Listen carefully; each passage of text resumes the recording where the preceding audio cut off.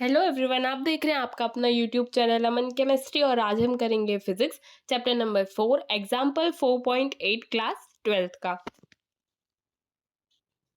इसमें हमें गिवन है figure 4.13 shows a long straight wire of a circular cross section radius a carrying a steady current I.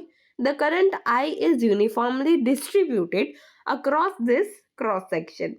Calculate the magnetic field in the region R smaller than A and when R greater than A. ये हमें वो diagram given है, ठीक है।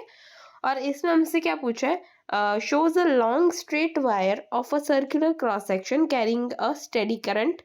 ये और इसमें हमसे पूछा है मैग्नेटिक फील्ड, ठीक है, in the region R greater than A और आर स्मॉलर देन ए पे, ठीक है। तो हम इसे सॉल्व करेंगे।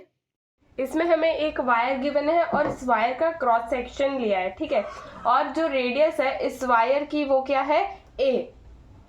इस वायर में कांस्टेंट करंट आई फ्लो हो रहा है और अब हमें मैग्नेटिक फील्ड फाइंड करना है, ठीक है। क्या फाइंड करना है, मैग्नेटिक फील्ड फाइंड करना है। एक बार आउटसाइड वायर पे और एक बार इनसाइड वायर पे, किसी एक पॉइंट पी पे, ठीक है।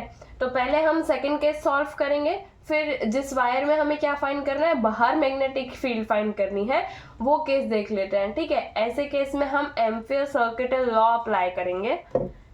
कौन सा लॉ अप्लाई करेंगे, Ampere circuital law.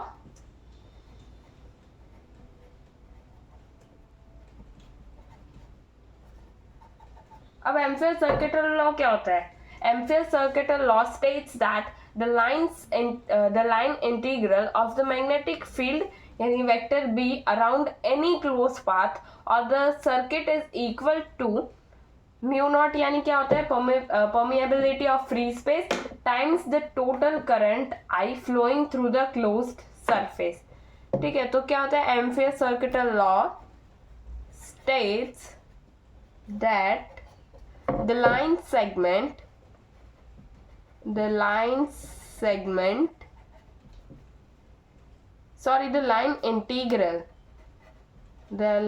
integral of the magnetic field को किससे डिनोट करता है, बी वेक्टर से, अराउंड एनी क्लोज्ड पाथ, ठीक है। कैसे पाथ में, क्लोज्ड पाथ में। और सर्किट इज इक्वल, किसके इक्वल होगा, टू म्यू नॉट, ठीक है। म्यू नॉट क्या है, permeability of free space time the total current को किससे डिनोट करते हैं, आई से, flowing through the closed surface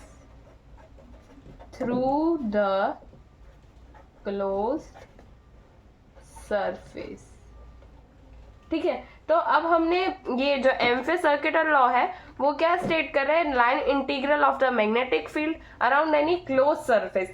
अब ना एम्पियर लॉ को हम ऐसे कंपेयर कर सकते हैं, जैसे कि हमने यूनिट 1 में क्या लिया था, गॉस लॉ यूज किया था, ठीक है, इलेक्ट्रिक फील्ड फाइंड करने के लिए। तो ऐसे में हम यहाँ पे एम्पियर सर्किटल लॉ यूज कर रहे हैं, ठीक है। इसको एम्पियर लूप मान लिया है। एक डायग्राम बनाएंगे,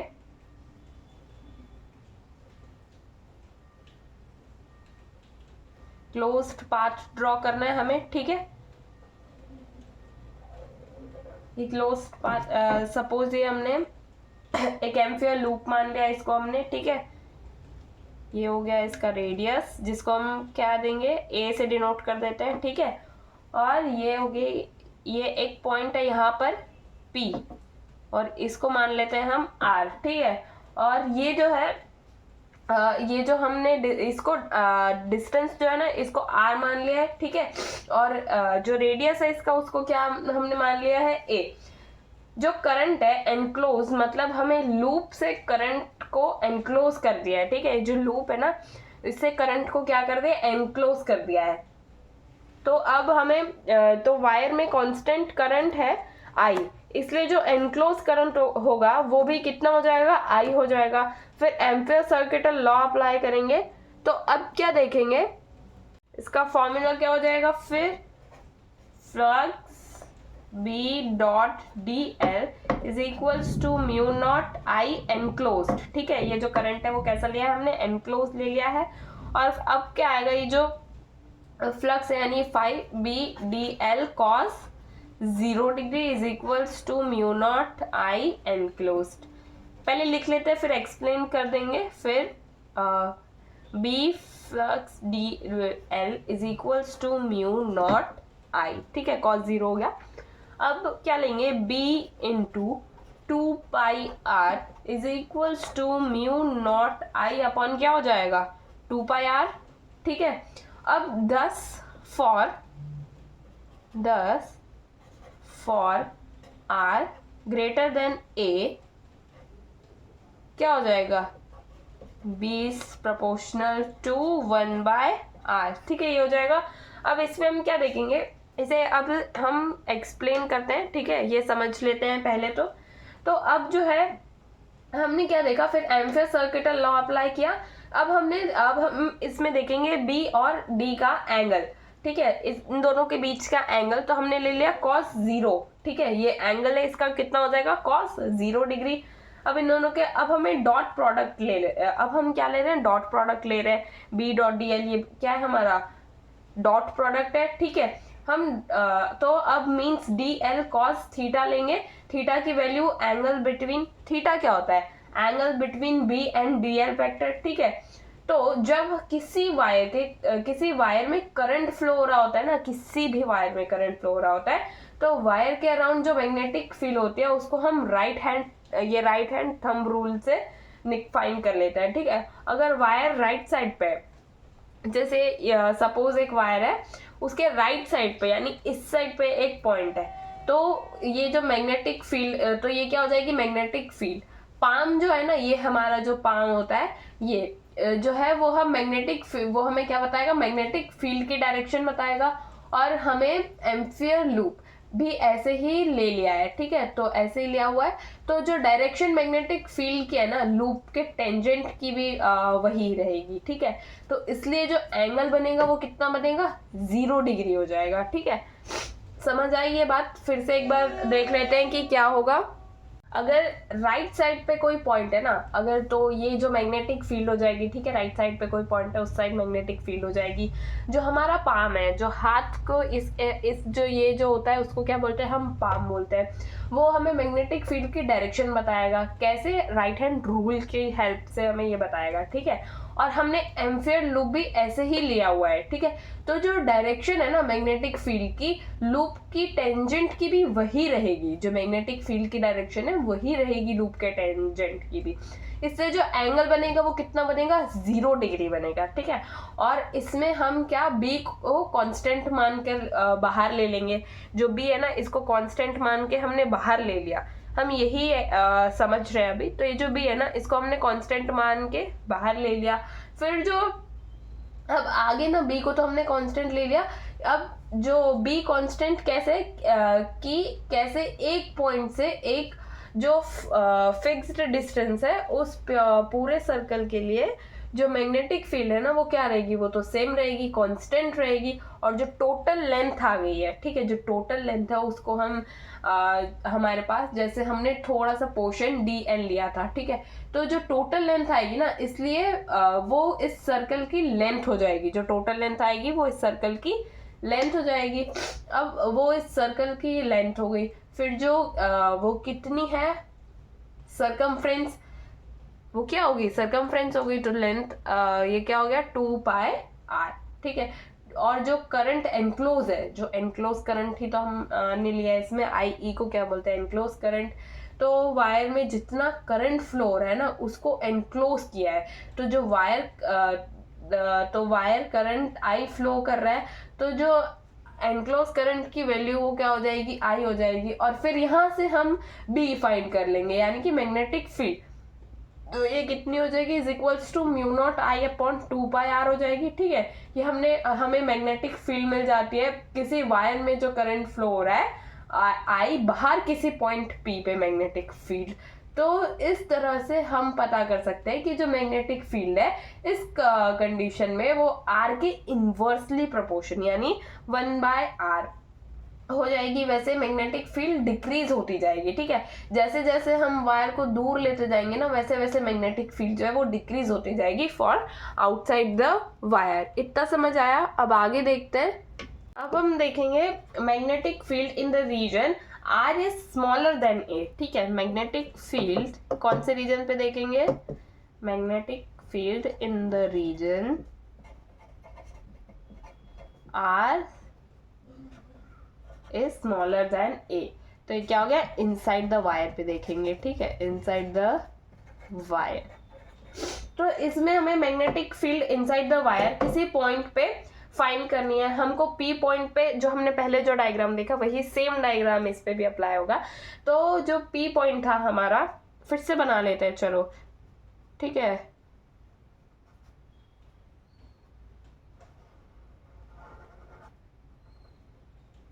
तो यहाँ पर एक पॉइंट P था, ये रेडियस को हमने A मान लिया था और इनकी डिस्टेंस को हमने R मान लिया था, ठीक है। ऐसे ही था वो। ये सर्कल थोड़ा सा सही से बना लीजिएगा। अब हमको P पॉइंट पे क्या फाइंड करना है? हमको P पॉइंट पे मैग्नेटिक फील्ड फाइंड करनी है, ठीक है।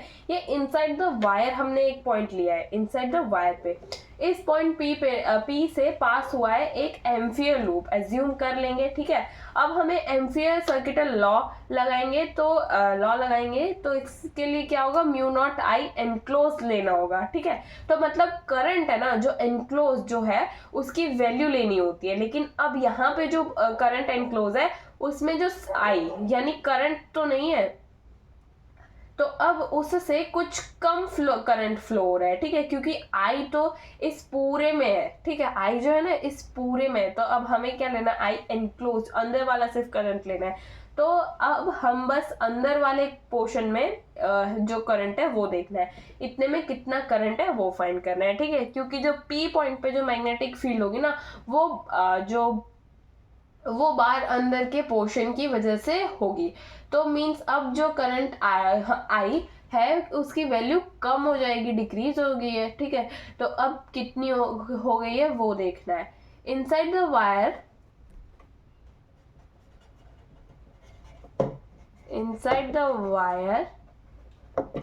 The current enclosed is not I, it is less than I, ठीक है, वो I से कम है, it is less than I, ठीक है। for area,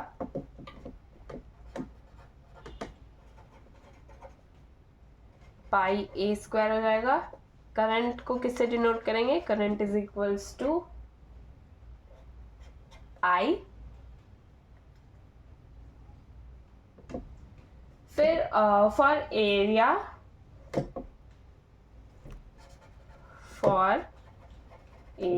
pi R, current कितना हो जाएगा? Current is equals to I by pi A square हो जाएगा। पाई ए स्क्वायर इंटू क्या हो जाएगा? पाई आर स्क्वायर, ठीक है। So that is current enclosed.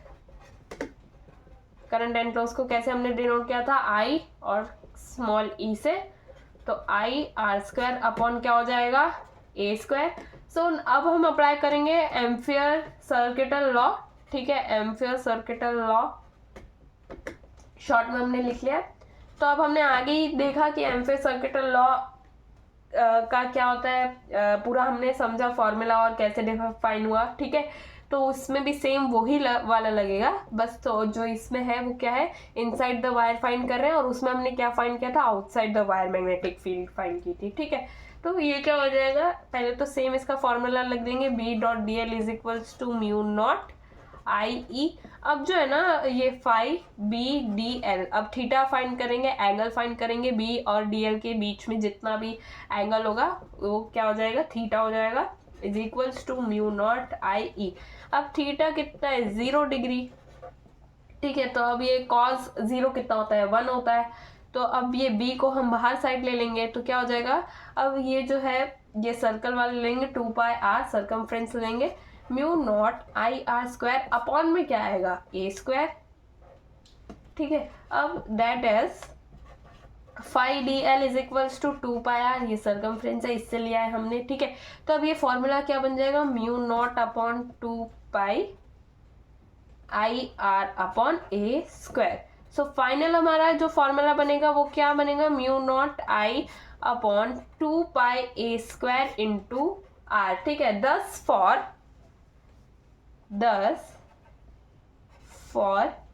Are smaller than A, B कैसा हो जाएगा, प्रोपोर्शनल टू आर हो जाएगा। आउटसाइड रीजन पे कितना हो रहा था हमारा, इनवर्सली प्रोपोर्शनल हो रहा था, यानी डायरेक्टली प्रोपोर्शनल टू 1/r था आउटसाइड द रीजन, लेकिन इनसाइड द रीजन में क्या हो जाएगा, B directly proportional to R. तो जो इनसाइड द वायर है ना, किसी भी पॉइंट पे जो मैग्नेटिक फील्ड है वो रेडियस के डायरेक्टली प्रोपोर्शनल होता है। सेंटर पे जो मैग्नेटिक फील्ड होती है 0, और जो और जैसे जैसे हम वायर के अंदर जाते रहेंगे ना, वैसे ही जो बाउंड्री की तरफ वैसे वैसे मैग्नेटिक फील्ड क्या हो जाएगी, इंक्रीज हो जाएगी, ठीक है। इतना समझ आया। तो इसमें क्या हो गया, इनसाइड द वायर ये हो गया आर स्मॉलर देन ए, कितना हो जाए ये, B directly proportional to R, ठीक है। और बाउंड्री पे आके मैग्नेटिक फील्ड मैक्सिमम हो जाती है, ठीक है। इतना समझ आया। अब एक बार फिर से इसको भी समझ लेंगे, ठीक है। तो इसमें हमने क्या देखा था, magnetic field in the region R greater than A outside the wire देखा था, ठीक है। अगर किसी वायर के बाहर चलते हैं तो जो वायर के बाहर यहाँ सरफेस जैसे कि हम दूर ले लेते हैं, तो वैसे ही जो मैग्नेटिक फील्ड है वो डिस्टेंस की क्या हो जाएगी, इनवर्सली प्रोपोर्शनल हो जाएगी, ठीक है। डायरेक्टली प्रोपोर्शनल टू 1/r हो जाएगी, ऐसे भी मान सकते हैं। मतलब मैग्नेटिक फील्ड जो है वो डिक्रीज होती जाएगी, ठीक है। तो जो मैग्नेटिक फील्ड है वायर के बाहर इनवर्सली प्रोपोर्शनल होती है, और जो वायर के अंदर डायरेक्टली प्रोपोर्शनल होती है डिस्टेंस से, ठीक है। इतना समझ लिया था हमने। फिर ये एम्पियर सर्किटल लॉ से जो हमने फाइंड किया है ये, अब हम ना इसको एक ग्राफ की हेल्प से भी समझ सकते हैं। तो पहले एक ग्राफ ड्रॉ कर लेंगे, ठीक है। ये इस तरह से,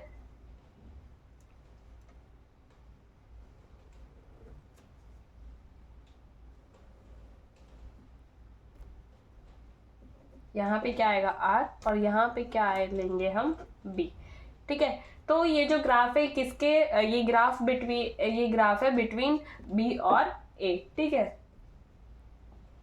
अब पहले